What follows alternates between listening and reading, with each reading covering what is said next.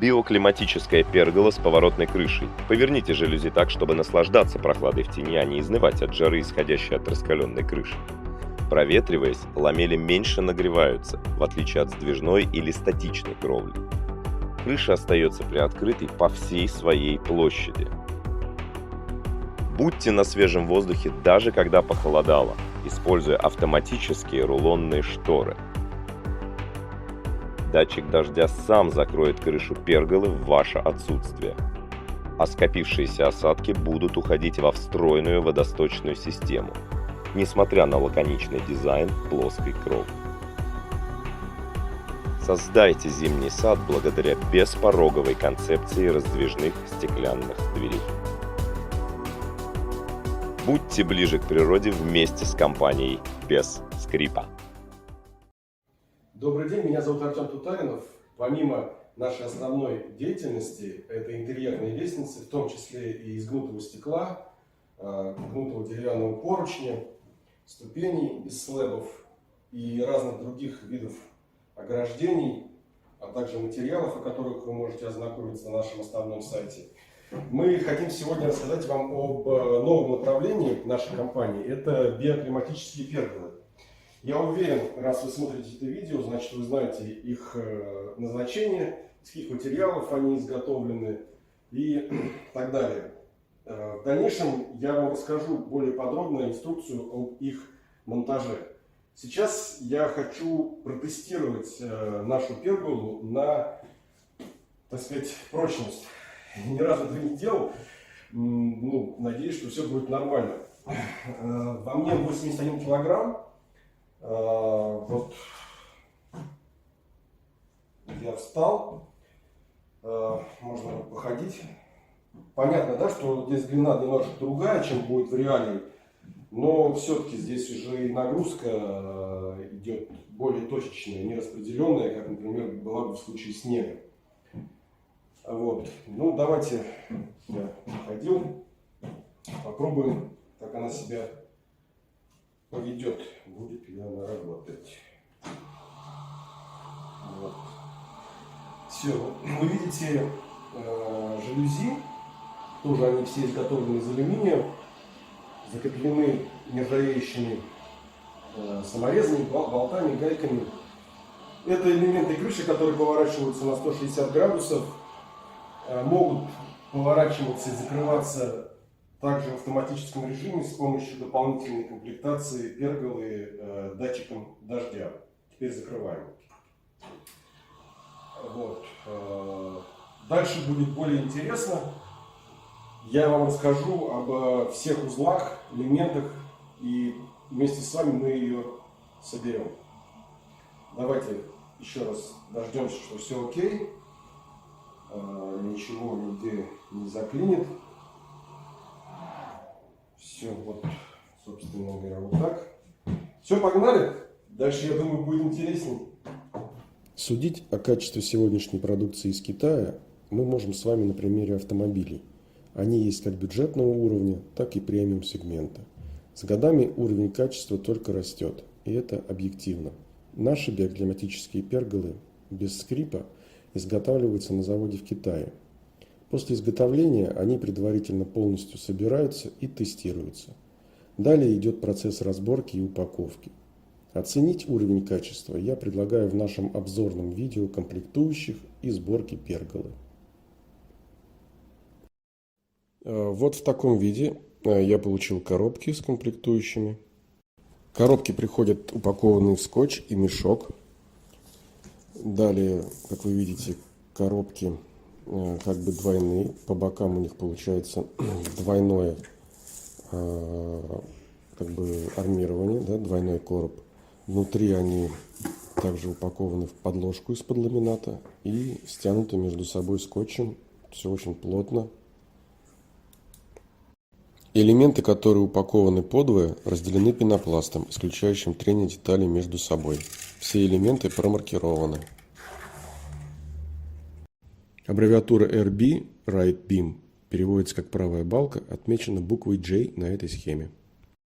Это список всех деталей, которые есть в инструкции.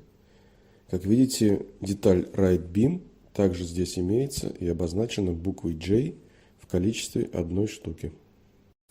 Давайте рассмотрим схему, конструкцию так называемой перголы. Она состоит из колонн, 4 штук, отмеченных буквой А, балок, которые пронумерованы здесь буквой G, I, J, right beam, да, и F, up beam, а также мотора и электрики. Элементы крыши у нас выполнены из так называемых поворотных ламелей, которые могут быть со светодиодной подсветкой или без нее. Алюминиевая стойка, покрашенная порошковым методом, имеет толщину стенки 2,5 мм и сечением 150 на 150 мм.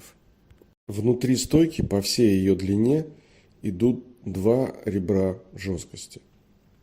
Эти ребра увеличивают несущую способность самой стойки, уменьшают ее скручиваемость, и в целом стойка жестче, чем некоторые стойки других производителей без этих ребер.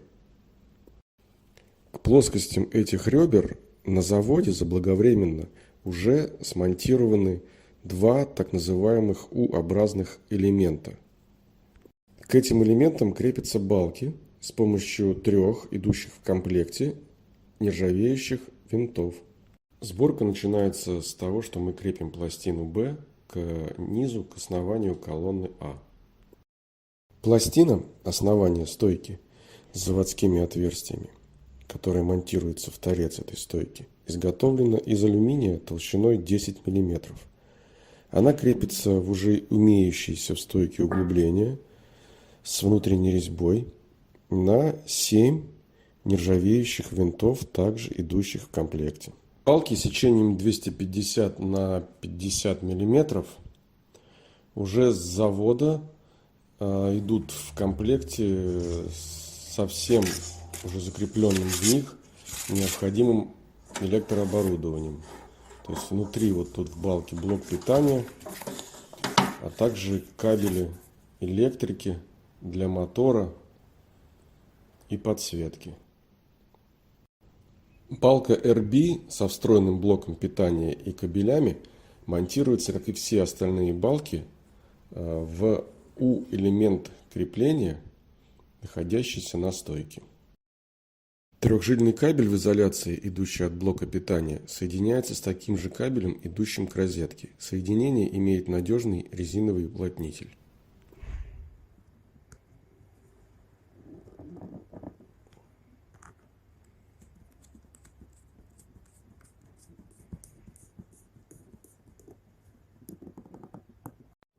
Кстати, о перчатках. Вот вскрываю коробочку, и тут все упаковано. Пакетики, названия написаны, цифры. Вот, саморезики, ну, все достойно. Даже вот такой приятный бонус в виде перчаток. Выводим в имеющиеся в стойке отверстие кабель, который мы соединили с кабелем от блока питания, и закрываем этот узел пластиной, обозначенной буквой К на схеме. Пластина крепится в имеющиеся 7 отверстий, входящими в комплект нержавеющими саморезами. Она дополнительно стягивает балки между собой и защищает от попадания влаги. Монтаж сливной воронки. Нам понадобятся саморезы, идущие в комплекте, воронка под литером L и монтажная алюминиевая пластина под литером M. Пластина крепится в отверстие, находящееся на стойке. Пластиковая сливная воронка с необходимыми отверстиями с двух сторон имеет паз, в который вставляется гребень, находящийся на балке. Это обеспечивает первичную фиксацию и облегчает монтаж. На видео показано, в каких местах необходимо надежно загерметизировать примыкание деталей. Сделать это необходимо на всех 4 местах размещения воронок. Установка лотка. Лоток устанавливается в ребро на балке и фиксируется в гребень. Лоток шириной 115 и высотой 55 мм имеет стенку 2 мм, а также паз, как и пластиковая воронка. Стороной, где находится паз на лотке, мы упираемся в ребро, имеющееся на балке, и вот так вот. И фиксируем лоток в гребень внизу на балке. Лоток как бы защелкивается. Все 4 лотка фиксируются к балке и стягиваются пластиковыми фиксаторами на всех 4 углах перголы. Далее герметизируются швы, как показано на видео, включая швы на самих уголках. Уголки также промаркированы и после монтажа в реалии выглядят вот так. Я использовал герметик на основе каучука с армирующими волокнами. А так как нам с вами важны цифры, а не слова, то вот диапазон его температурного использования. От минус 30 градусов до плюс 90. Поворотные алюминиевые жалюзи поставляются в собранном виде. Это образец уже со встроенной подсветкой. Мы сняли торцевую пластину, чтобы показать вам конструктив. Внутри есть 2 ребра жесткости, препятствующие изгибу и увеличивающие способность нести снеговую нагрузку. Жалюзи или ламели шириной 220 и высотой 45 мм. Имеют толщину стенки 2 мм. Ламели расположены внахлёст и имеют свой лоток для сбора осадков, а резиновый уплотнитель исключает перелив воды даже во время сильного дождя.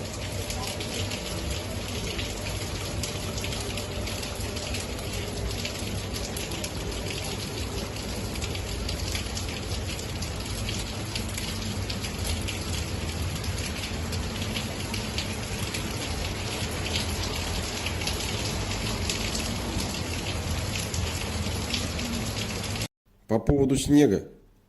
На экране результаты теста на сопротивляемость снежному покрову. При нагрузке 150 кг на квадратный метр испытуемый образец продолжал корректно работать. Говоря понятным языком, двигатель работал, жалюзи поворачивались.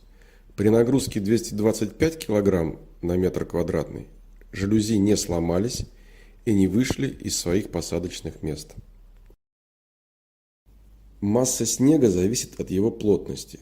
Согласно этим данным, куб, то есть метр в длину, ширину и высоту свежевыпавшего осевшего снега весит до 300 кг. Соответственно, 150 кг, при которых образец продолжал корректно работать, это полметра. То есть крыша может выдержать слой толщиной до полуметра свежевыпавшего осевшего снега. А ветер? Согласно результатам теста, образец не подвержен деформации, ухудшающей его корректную работу при давлении 400 ньютонов на метр квадратный.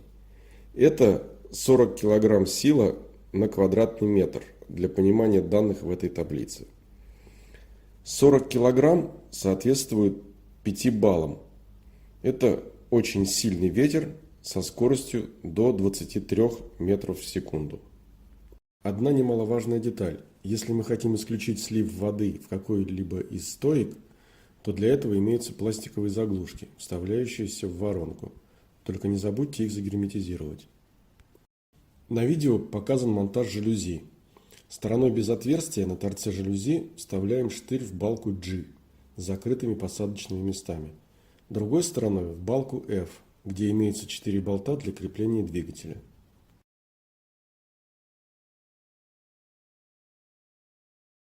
Вскрываем пакет Q и защелкиваем пластиковые фиксаторы штырей жалюзи. Соединяем кабели проводки, идущие от блока питания к жалюзи с освещением, и кабелем, идущим к розетке. Укладываем их так, чтобы они не мешали прикрывной пластине.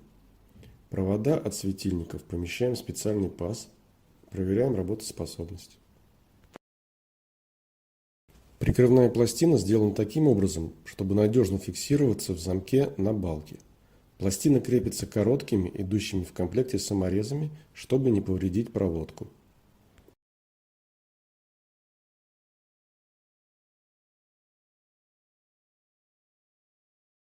Монтаж соединительной пластины и жалюзи производится с помощью болта и стопорной гайки через гильзу и нейлоновую шайбу.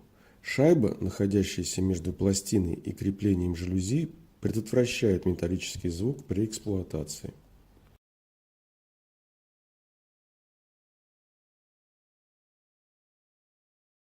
Крепление двигателя. Крепежный комплект включает в себя обжимной элемент, в который вставляется двигатель, кронштейн крепления обжимного элемента, который крепится в имеющиеся отверстия на балке 4 саморезами, кронштейн на направляющей пластине и винтовые соединения. Монтаж мотора к кронштейну на направляющей пластине осуществляется с помощью специального комплекта крепления.